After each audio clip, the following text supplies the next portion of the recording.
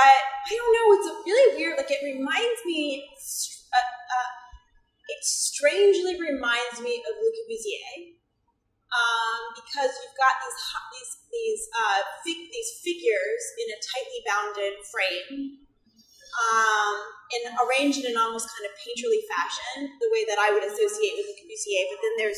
But then there are too many of them, and it feels very crowded, and then it's combined with a weird. I don't know. I'm thinking of them as kind of like ear flaps. It's combined with a whole bunch of ear flaps that are like these folded, thick pieces of felt or something that I don't understand what they're doing there. And the whole thing just feels very muddled somehow. Maybe I could.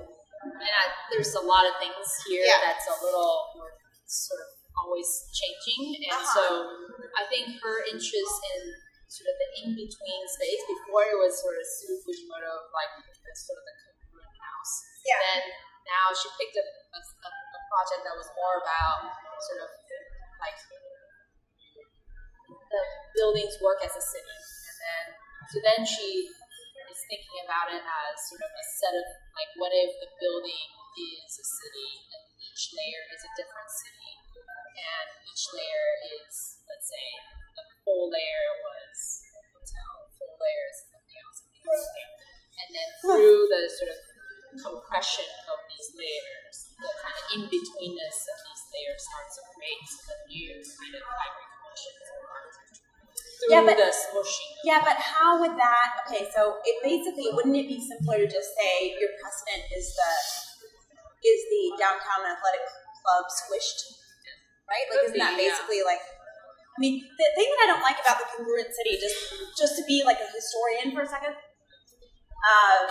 horrible thought, but is that the congruent city is very, very similar to the analogous city by Rosie. And it has the same, I would say, the same basic problem. This is a problem that actually Peter Eisenman pointed out, which is that there is an analogy that's created between two things that are assumed to be self-similar, even though they're not. And therefore, there's a kind of smoothing over of difference that legit happens at different scales.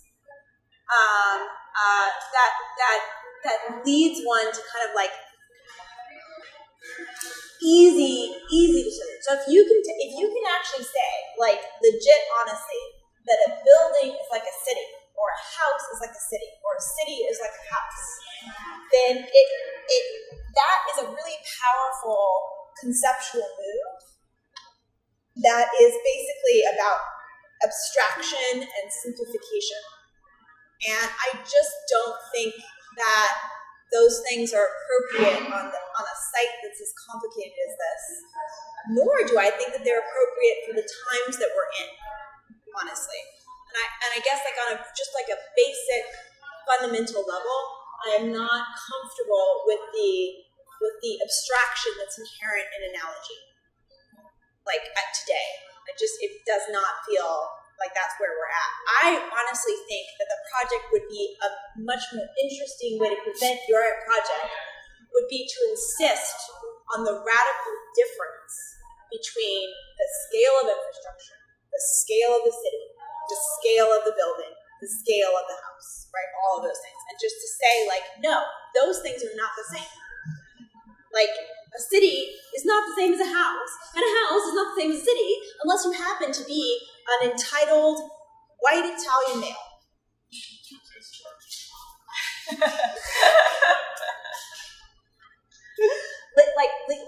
like living in comfort in your ancestral city in Italy. I mean, honestly, right? This site that you're working with is a site of like radical scalar discomfort. It's just way too big. It's way too big. And I think like addressing it as if it were analogous to the architectural scale is missing an opportunity that I think is actually there in your mishmash approach to architecture, which is like, what happens when the granular scale of architectural interiors hits the completely different granular scale of this massive dockyard? I honestly think you could position exactly the project the way you have it in that different way and be able to develop it in a much more interesting way. So I do not think that the city is a squished downtown athletic club, and I think that's a great idea. I think it's a great idea that the city and the infrastructural scale of this edge condition here, like in between the sea and the land, and in between the infrastructure and the city, and in between the no site and the site, all that stuff. I think like for you to say what I'm going to offer to this site is not an analogy, but a concentration and a commitment to the scale of architecture that reveals something that is fundamentally architectural and reveals something that is fundamentally not architectural, and those two things are going to clash. Those things are going to dialogue, and those two things are going to have it out. The reason I'm saying all this is because I almost see that happening already. Like just the kind of concentration and density and squishedness of your architecture is radically unurban to me, and is radically like uninfrastructural to me, and I think that is a very good thing. So you're thinking it's more the relationship between this and that, or this and that. Yeah, I could go ahead. It's fine for me that she squishes all programs together as much as possible. Like, I think that's actually really interesting to do that. But then she has to address what that means on this place. Yeah. And that's gonna I would say, right, that's gonna begin to have like teeth-like operation to the site. To me, just looking at it, right, and it just looks like it's like a whole bunch of poop that's caught on the thing. Like a grinding mechanism of some kind that I can just see like fighting into the site, being like, they're gonna like punch holes in it, or it's gonna like mess things up, and it's gonna force a kind of architectural scale onto this place, and that's gonna be really weird. And weird is good. Okay. But I think you should also use them as like mechanical parts somehow that relate to each other in reference. In reference in the site conditions.